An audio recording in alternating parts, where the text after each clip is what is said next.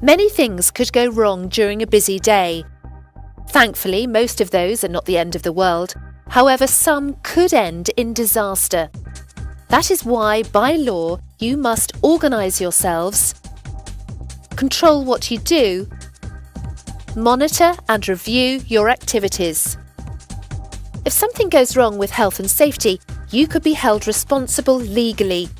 During the next few minutes, we'll look at the law and then get back to what you can do in practical terms. Keeping records of where problems might arise, developing policies and procedures will help prevent mistakes and injuries. This requires the involvement of a competent person who knows what to look for when identifying problems and how to tackle them. The word competent does not mean you have to use a consultant. It does mean that you need to have enough knowledge, experience and training to identify and manage reasonably foreseeable problems.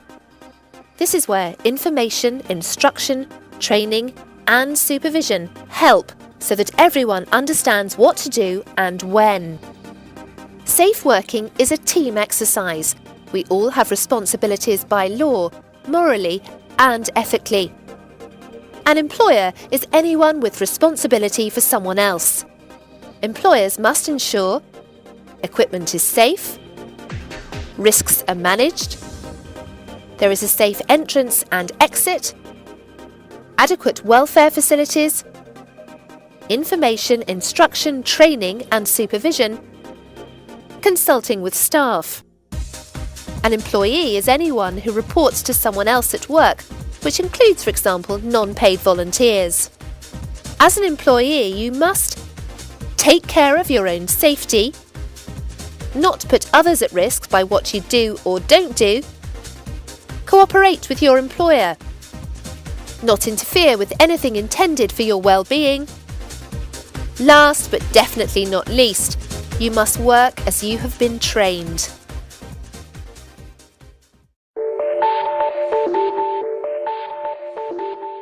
Basically, we all have shared responsibilities to prevent injuring yourselves, protect your livelihoods, protect those in your care, prevent foreseeable risks.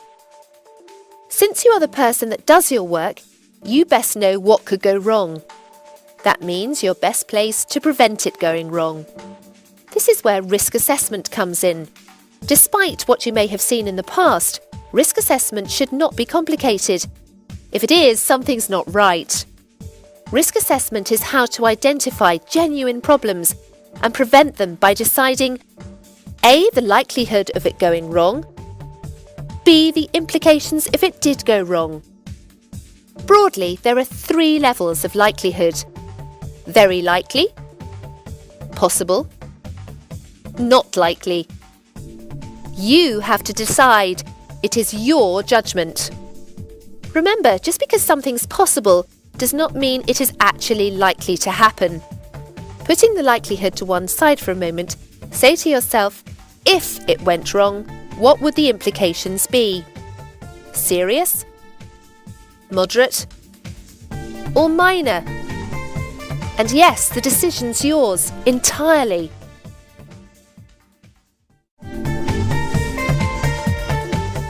Sadly, however, accidents can still happen, and you must know what to do.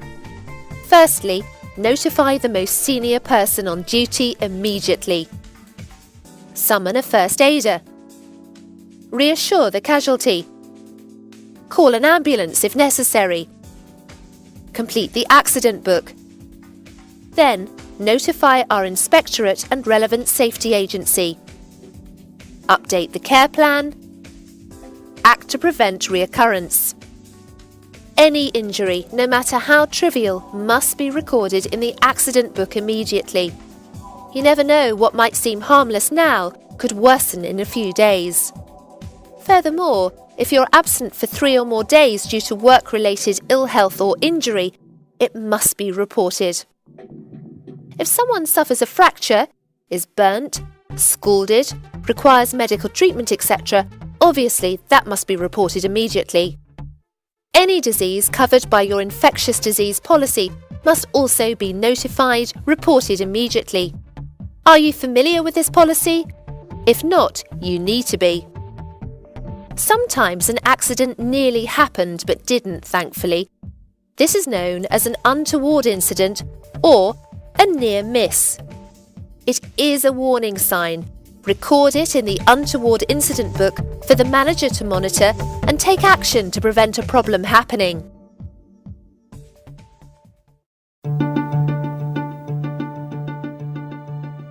First aid provision is there to tackle problems that arise, hence why a trained first aider must be on duty at all times. Locations of first aid boxes are marked with a green cross to make them easy to find and put back. Since first aid boxes are usually used in a hurry, replacing used stock can be overlooked. Therefore, at least monthly, a nominated person should check the required stock against a predetermined list.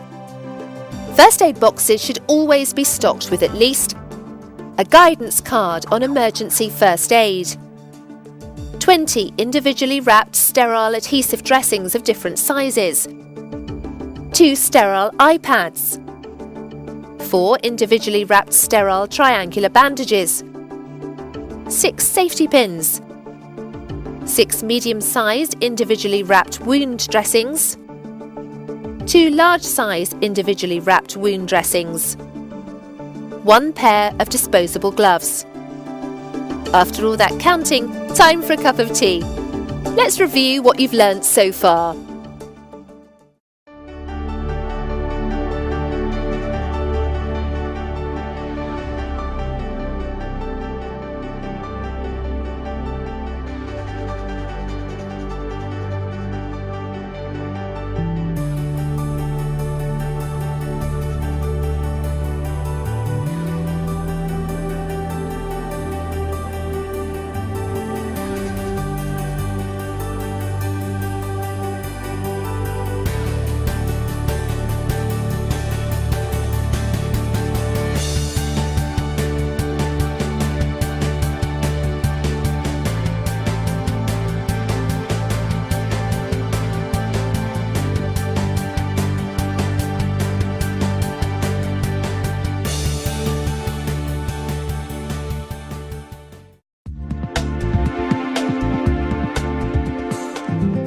Good housekeeping prevents accidents. It's as simple as that. Good housekeeping prevents falls, keeps escape routes clear, makes the environment more pleasant to live in. Good housekeeping involves putting things away, making sure that corridors are not obstructed. Tidiness, regular cleaning and removal of waste. Sufficient and proper storage. Most injuries to care workers are moving and handling related, especially people handling. Safe handling training must be given to new workers immediately they start and updated regularly.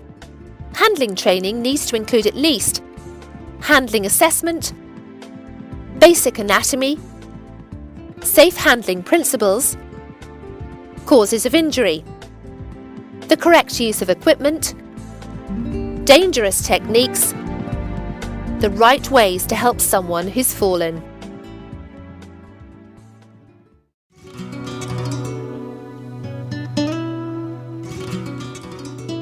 Another of the big dangers is fire. Fire destroys property in minutes and kills people. Second chances are not on offer.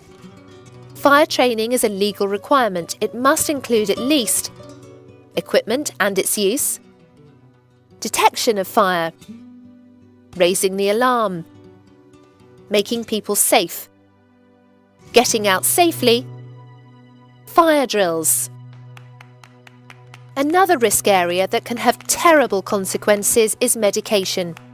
Only properly trained persons may administer medication, and they must be formally authorised to do so by their employer. Such persons must pay attention at all times to what they're doing.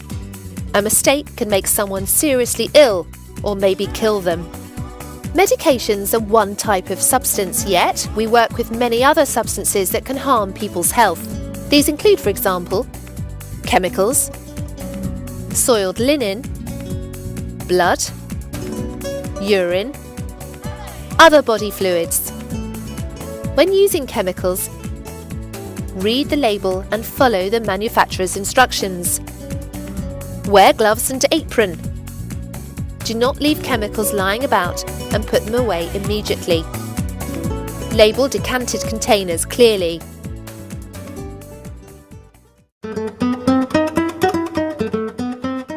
Laundry and linen can put your health at risk for several reasons, such as its weight, being soiled, infections, etc. To protect from infection, wear disposable gloves and an apron whenever you handle laundry. Wash your hands immediately, having removed your apron and gloves. Do not carry large amounts of laundry, especially when wet, because it's heavy and bulky. Likewise, never overload any laundry bag. Since you could hurt your back, it is more sensible to use a laundry trolley instead. Soiled linen goes from the bed into a red bag directly into the washing machine. Red soluble bags are best, they dissolve during washing. Soiled items are to be sluice washed in proper machines with an appropriate sluice cycle. Dirty linen that is not soiled is always kept in white bags. Laundry waiting to be washed should be stored neatly and out of the way, or you might trip. To load and unload a laundry machine, do not bend. Kneel down to protect your back. Laundry must never go through a food preparation area. To do so creates a hygiene risk. Irons cause fires and scald people. As well as the hot surface, steam from the iron can scald too. To prevent these problems, never leave an iron on its own when plugged in. Come back, you forgot! When you finish using an iron, turn it off immediately and remove the plug from the socket. Never put an iron away until it has cooled down.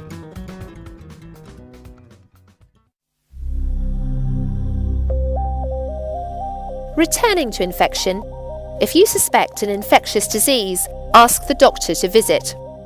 The doctor might contact other agencies according to the situation. Your manager will have a list of such diseases and illnesses. Have a look at it. These include hepatitis, MRSA, tuberculosis, etc. Hepatitis affects the liver. Some people show no symptoms when infected. Others could show feverishness, tiredness, lost appetite, nausea, stomach cramps, looking jaundiced. You may have heard of MRSA. 50% of people carry the bacteria quite harmlessly. But the bacteria can cause infection, and some are resistant to antibiotics, which makes them dangerous. As they're often transmitted person to person, good hygiene practices are essential, especially hand hygiene.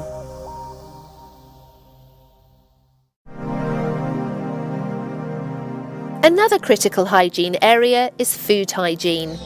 Food hygiene is part of any care provider's risk management and demands good practice.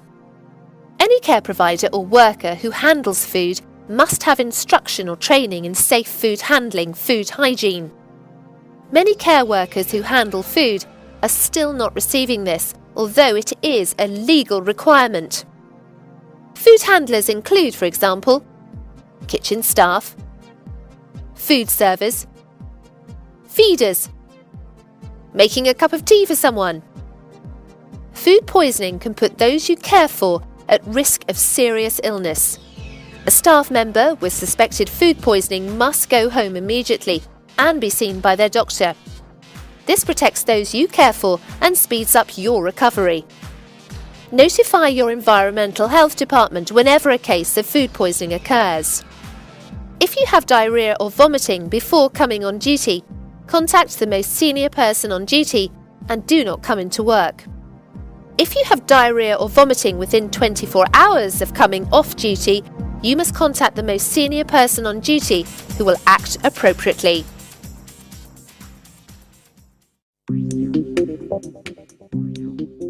Regarding controlling infection, hand washing is the single most important method in breaking the chain of infection.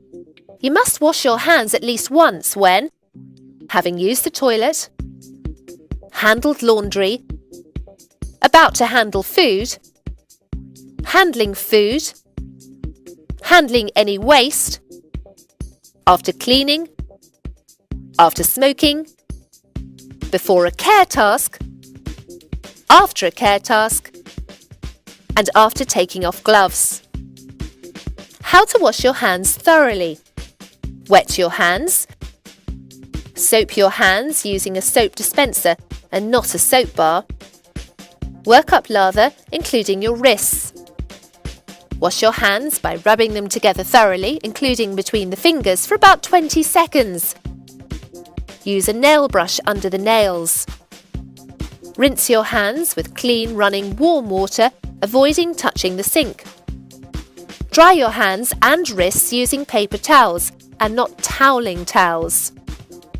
Step-by-step signs depicting this procedure should be placed by every sink.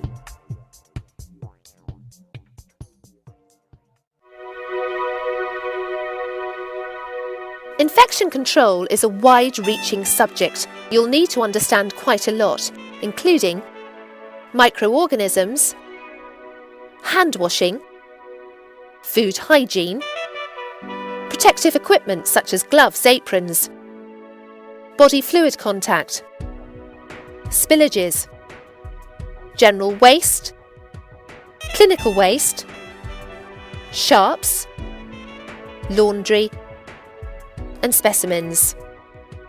Personal protective equipment, known as PPE, includes gloves, aprons and goggles. They're there to protect you and others, primarily from infection. By the way, PPE also applies to equipment to be worn when using machines, for example, lawnmowers, strimmers, etc. Jewellery and piercings can harbour infection, scratch people, and for these reasons should not be worn in care settings. Long hair should be tied back. Dangerous sharp items, or sharps, are more than just needles. They include, for example, razor blades and broken glass. Needles must be treated with respect. Wherever possible, use self-retracting needles. Safe use of sharps includes disposing of your own sharps, keeping sharps boxes near where they're needed. Razors, etc. being sharps go into sharps boxes. Make sure the sharps box does not get more than 75% full. Not resheathing needles. Never keep needles in your pocket. And never put used sharps into a can or bottle. Needles should be kept locked away and only used by formally authorised trained staff. Unfortunately, care workers can be accidentally pricked by a needle. These needle stick injuries are potentially serious. You should not suck the wound. Allow the wound to bleed. Clean it under cold running water. Dab dry gently. Cover with a clean, waterproof dressing. Inform the most senior person on duty. Complete the accident book. Seek medical advice. You should follow the same procedure if any sharp items puncture your skin or you're scratched or bitten.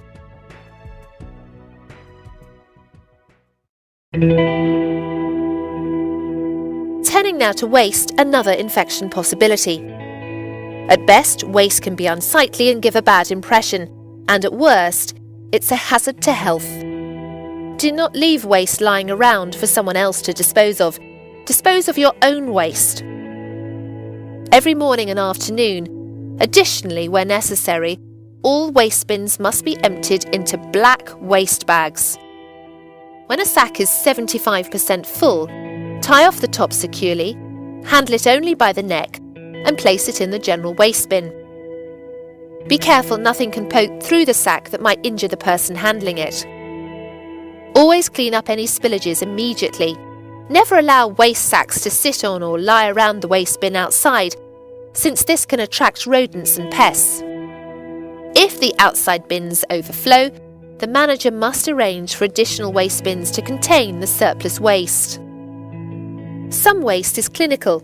Clinical waste, as it is known, includes blood and other body fluids, human tissue, feces, urine, incontinence pads, colostomy bags, etc., disposable bedpans, vomit bowls, etc., used condoms, items contaminated with the above. Always wear disposable gloves and a disposable apron when handling clinical waste in any way. Clinical waste is always put in yellow bags, which are never filled more than 75% full. Handle clinical waste bags as with general waste, by their necks. Never put sharps boxes into clinical waste disposal. They have to be collected and disposed of by a specialist service.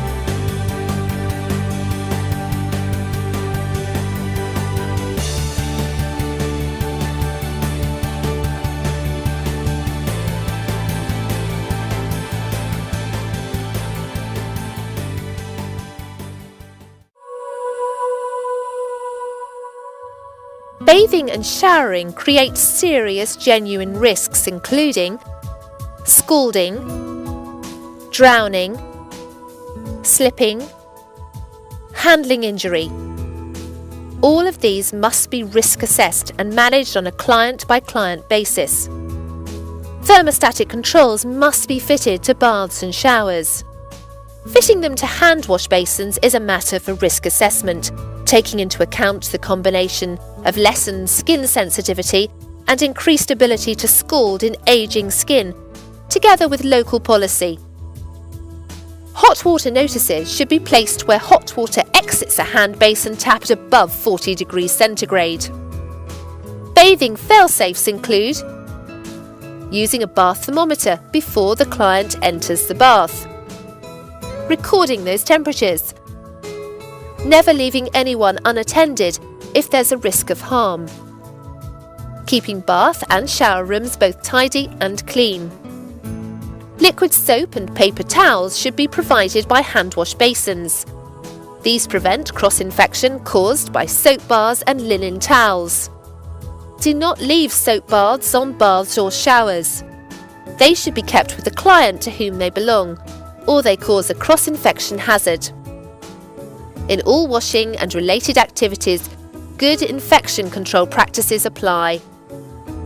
Separate toileting provision needs to be made for clients, staff and visitors. From the health perspective, all toilet areas should provide hand washing facilities, liquid soap, paper towels, waste bin, toilet roll holder. Welfare needs include a clothes hook, toiletry cabinet, emergency cool point, heating, ventilation.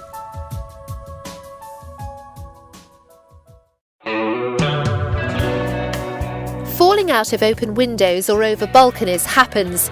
People have died, even recently. Any window over 2 meters from the ground must be restricted, so it cannot open more than about 10 centimeters. Bars or barriers may also be necessary, fitted to openings just above waist height. Radiators and hot water pipes will scald if someone is in close contact with a hot surface. Therefore, radiators should be low surface temperature and/or covered. Hot water pipes should be covered in such a way so as to prevent the risk of scalding. These are serious issues. It's worth reflecting upon some of them for a short while.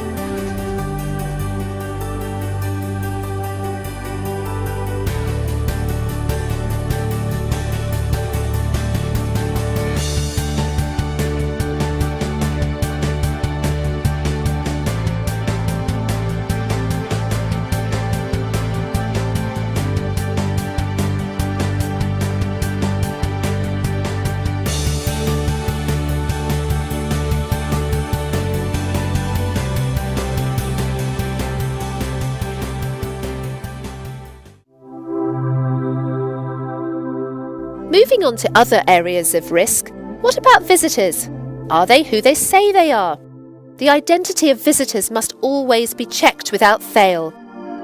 In a care home, visitors sign in for fire, security and health traceability reasons.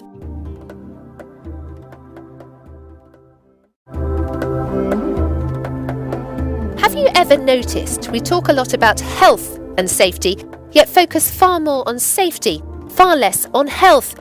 So what about health?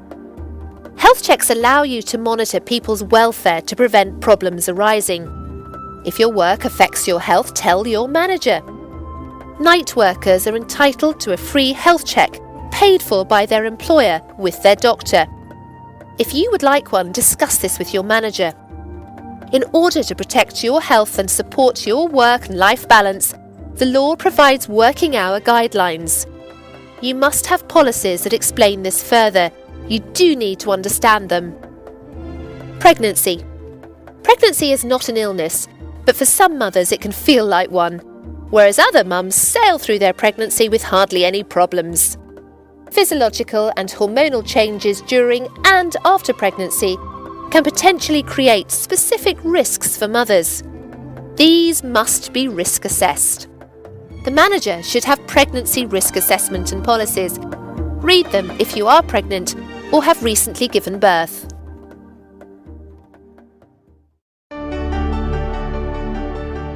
The world isn't perfect, and unfortunately practices go on that should not. Whistleblowing gives employees and volunteers legal protection to report unsafe, inappropriate behaviour, unprofessional practices and the like. Bullying has a devastating impact upon the well-being of the person being bullied. It is unforgivable, unacceptable, and not to be tolerated. Bullying occurs in far too many ways.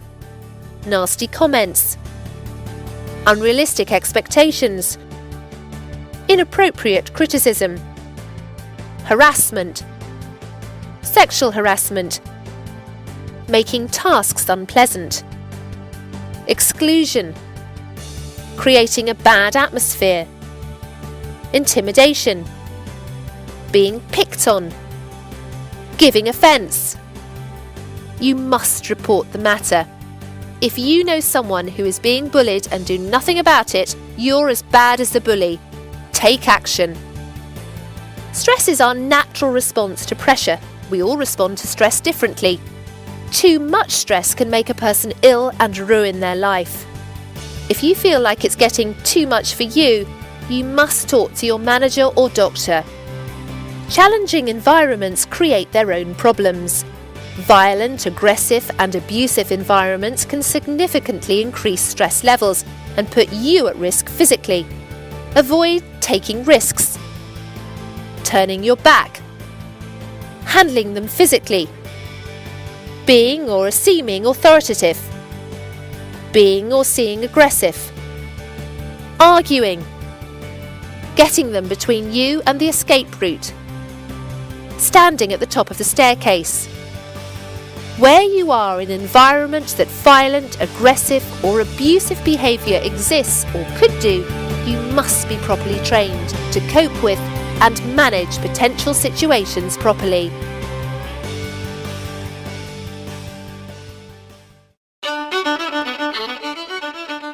now the smokers will have noticed they haven't been mentioned yet. Smoking is a recognised health hazard. It is not permitted in kitchens, food storage areas, food preparation areas, designated non-smoking areas, increasingly in more public and general work areas. You must have policies on both smoking and non-smoking for staff, clients, visitors, etc., and you should understand them. Where smoking is permitted, suitable ashtrays and bins are to be provided. Gas equipment must be checked every year and an appropriate certificate of safety issued. If you suspect a gas leak, turn off the gas supply if it is safe to do so. The most senior person on duty calls the gas supplier immediately. Open doors and windows to disperse the gas, if safe to do so. It is absolutely vital that all naked flames are extinguished and electrical sockets and switches are not used. Again, it's important that every 12 months a registered engineer carries out a gas safety check. Then there are water regulations. Suitable valves and air gaps have to be fitted to prevent water flowing back along pipes. A plumber who understands water regulations will conduct a survey and advise on specific individual needs. Related to water is Legionnaire's disease, a type of pneumonia which can be fatal, especially to vulnerable people. Therefore, hot water must be stored above 60 degrees centigrade, brought to the point of delivery above 50 degrees centigrade, stepped down at the point of use to prevent scalding. Water storage tanks must be kept clean and their lids on. This should be checked physically at least annually. Regular water testing can be a constructive preventative measure. Returning to equipment, wheelchairs. Wheelchairs are often not serviced and maintained properly. Areas to be checked include pumped up tyres, good tyre tread, working brake, sides fitting properly, foot plates in good order, heel rest in good order, spokes intact, wheels and bearings in good condition, correct cushion, safety belt in good order. Any wheelchairs not in good order should be removed from use until made good. Where you have a passenger lift, it must be serviced at least every 3 months. Doors should open and close at a suitable speed, and lifts must never be used in case of fire. Stair lifts should be treated the same as passenger lifts. Make sure the client is properly strapped in and leave the chair in the upright position when not in use. Ladders and steps are a common cause of injury. Check loose rungs, screws, fittings loose, right height for the job, positioned properly, wobbly, too upright, don't overreach. They should be padlocked when not in use for security. Overall, electricity causes relatively few problems, but where problems do arise, they can be fatal, and you have to prevent any risk of that happening. Portable appliance testing does not legally have to be carried out by a qualified electrician, although doing so has advantages. Instead, equipment can be hired and used by yourselves because equipment is designed to be easy to use. Any piece of equipment with a plug on it must be tested.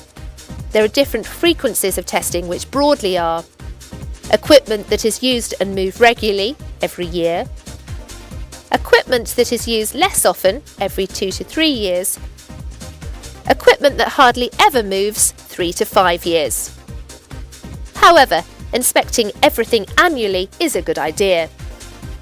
Do not move electrical equipment around by its cable, for example vacuum cleaners. The fixed wiring, the wires that run to sockets, switches, etc. in your building, has to be inspected every 5 years and appropriate actions taken. Display screen equipment, typically computer screen assessment, is necessary for those who use them, including how many and how regularly rest breaks are taken. There's one coming up in a moment. the layout of the working environment, space, suitability of the seating, how regularly the equipment is used, the height of the screen and the position of the keyboard, reducing screen flicker, glare, providing adequate lighting and encouraging eye tests, using footrests to encourage good posture. Finally, just before the break, pests. Insects, birds, rodents are hazards to health and must be controlled. Keeping food sources away from them helps significantly. While you have a cup of tea, after this summary, there's a worksheet for you.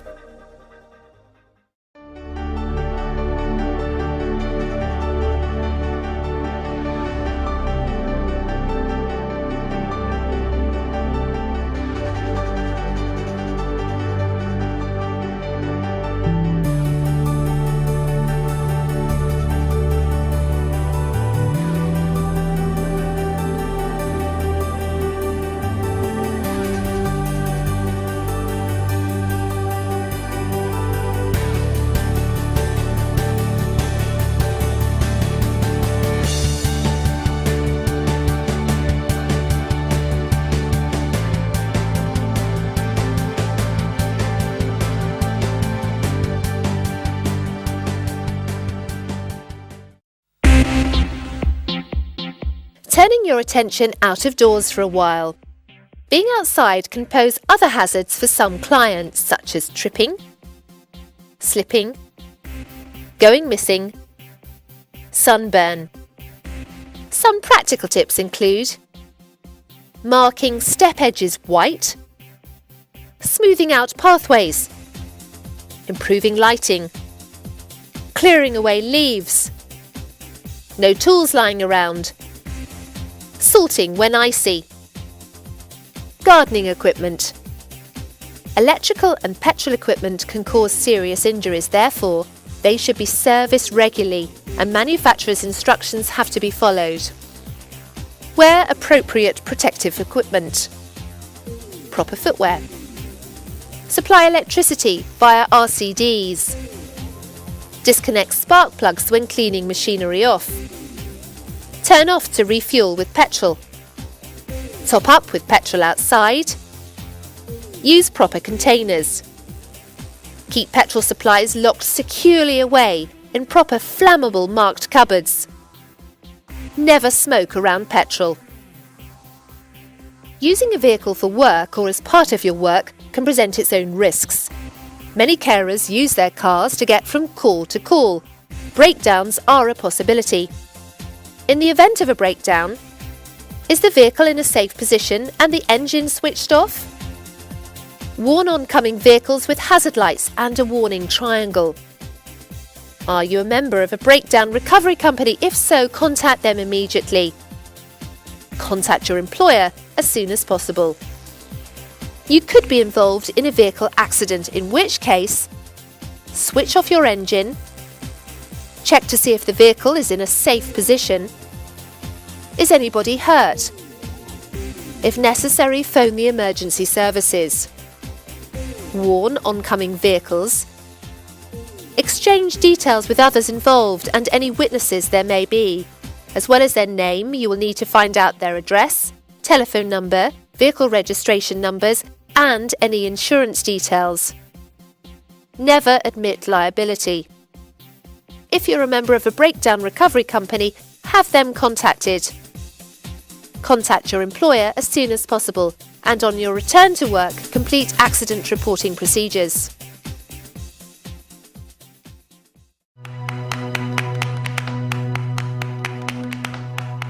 Working alone creates unique risks and difficulties when dealing with challenging behaviour, violence, aggression. If you work alone, make sure you know where you're going, what you'll be doing, and what time you'll be expected back. Make sure your employer, friend or relative knows what you'll be doing, when and your expected time of return. Contact the most senior person on duty every few hours to let them know how you're getting on. It is a good idea to keep a mobile telephone with you so somebody can contact you if you're not back when expected. If possible, take somebody with you. Violence will be easier to diffuse if there are two of you. If it looks like you're walking into a problem, call the most senior person on duty before you go in. Both of you decide what to do. Don't just go in. Think about who may be lurking around, especially if it's dark. There are a lot of unsavoury characters you could come across, so never become complacent when working alone. It could end in tears. You are strongly advised to carry a panic alarm with you. If you are ever attacked, don't shout help or rape. Instead, shout fire. This attracts attention. Where working alone includes using a vehicle, keep valuables, handbag, mobile telephone, etc. out of sight. They're tempting for someone to steal at traffic lights when you're parked up. Lock your car when filling up with and paying for petrol. If someone seems to have broken down, do not stop to help them, drive on. Pull over at the next safe place to do so and contact the police. If another car is harassing you, do not get frustrated. Concentrate on your driving and drive to where there'll be other people. Contact the police. Keep a charged torch in your car. Some points to consider when parking include: is the area lit? Don't park so that you could be blocked in. Park facing the direction you will leave in.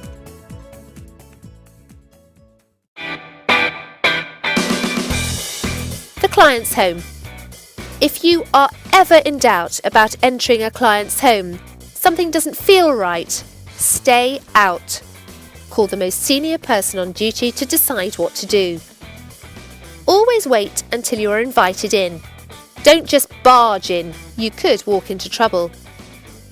Some clients live in surroundings or situations that might not be considered normal, whatever normal might be. Avoid reacting to this. You could trigger a negative reaction. Manage any changes sensitively and delicately. Under no circumstances give a client your private or mobile telephone number. They work with you via the office.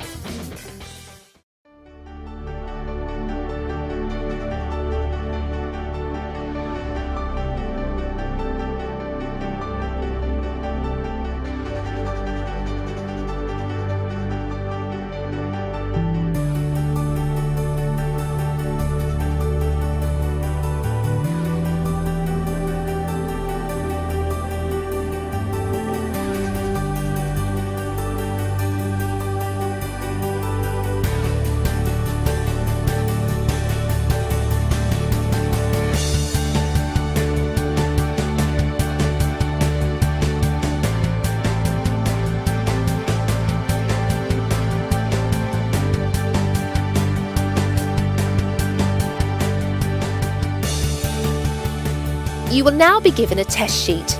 Don't worry about it, it's not to catch you out.